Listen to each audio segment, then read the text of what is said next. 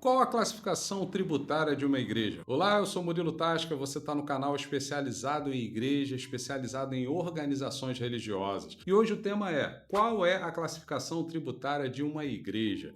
Primeiro, nós precisamos entender que igreja ela busca o reconhecimento, ela não busca a autorização. Ela vai para o terceiro setor apenas como ato declaratório, ela não pertence ao terceiro setor. As igrejas, as organizações religiosas, elas existem por si só, amparada no artigo 19 da Constituição Federal Brasileira. Então, ela para poder usar o terceiro setor, ela precisa ter um regime. E o regime de todas as tributações, elas nascem no lucro real. Elas vão tendo o benefício do presumido, benefício do Simples Nacional, do MEI. Só que a igreja ela não tem benefício. Ela já nasce com imunidade, conforme o artigo 150 da Constituição Federal.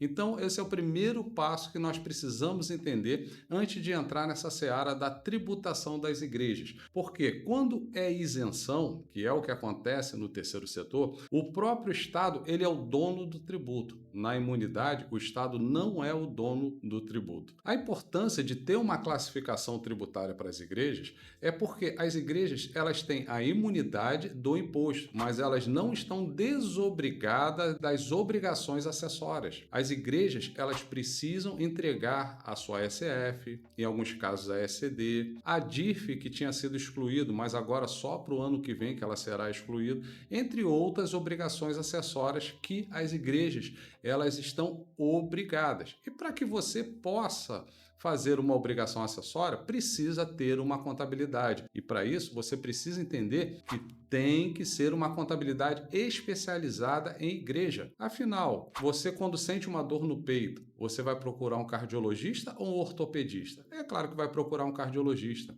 Mas o ortopedista, ele não é médico? Sim, mas você vai confiar o coração àquele que é especialista. A mesma coisa a sua igreja, a mesma situação a sua organização religiosa. Você precisa confiar àquela pessoa que é especializada nessa área. Não há problema nenhum se você que está nos acompanhando aqui é um contador e você é especialista em indústria, em construção civil, em hospitais, não há problema nenhum, você vai ter sucesso nessa área. Mas se você quer entrar nessa seara das organizações religiosas, das igrejas, você precisa se especializar. Ou então fazer que nem o Grupo Tasca faz. Nós temos parcerias com outros contadores e quando vem algum cliente, alguma empresa que não é da nossa especialidade, não há problema nenhum em nós encaminharmos para algum contador colega, algum contador parceiro que é especialista nessa área. E da mesma forma, quando aparece alguma organização religiosa, alguma empresa da nossa especialidade, eles também encaminham para nós. Isso é muito interessante para você, contador. E você, líder religioso, você, pastor, pastora, precisa entender que a sua igreja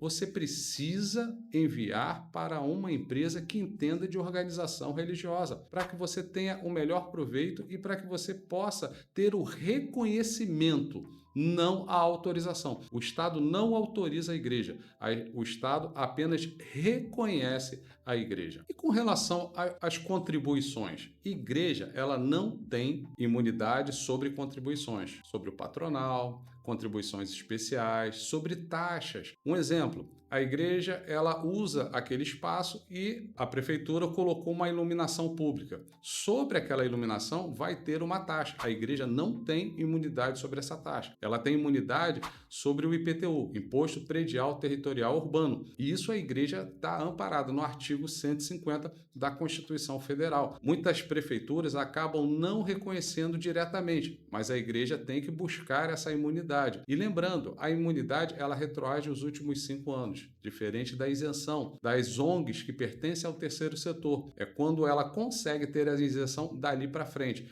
porque é um benefício. Imunidade não é benefício. Com relação aos impostos estaduais, a igreja ela pode receber, por exemplo, doações. E na hora que ela vai transferir aquele bem para a própria igreja, tem o ITC ou ITCMD. Esse imposto é um imposto onde a igreja também tem imunidade. A igreja tem imunidade sobre o IPVA dos carros da igreja. Se por acaso a igreja está pagando, ela pode ir lá no Estado e pedir o ressarcimento, a restituição desses valores dos últimos 5 anos. Com relação ao IPTU, também serve para a igreja como locatária ou como locadora. Independe se ela está locando e ela comprova, seguindo o parágrafo 4 4º do artigo 150, que todo o valor que está entrando na igreja, ela tem uma destinação que é o fim da igreja, que é o ID, o objetivo da igreja, aquele valor ele tem imunidade. Então, mesmo ela alocando, aquele local tem imunidade de imposto. Enfim, igreja tem imunidade de imposto. Ela não está desobrigada das obrigações acessórias. Concernente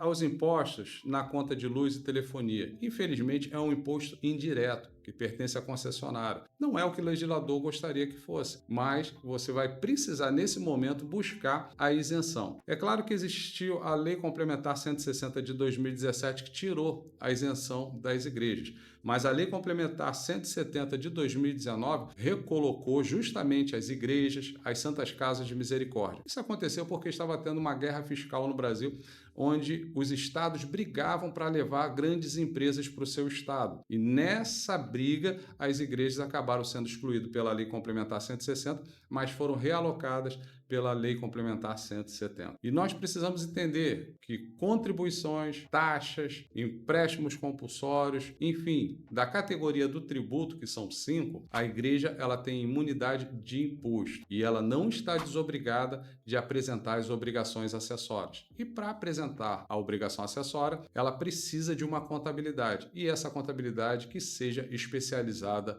em igrejas. A você, pastor, a você, pastora, líder religioso, você, profissional, que esteve aqui até esse momento conosco. Eu espero que você compartilhe esse conteúdo e se inscreva em nosso canal para receber mais informações de utilidade pública como essa. Que Deus abençoe você e abençoe a todos, e até o próximo vídeo.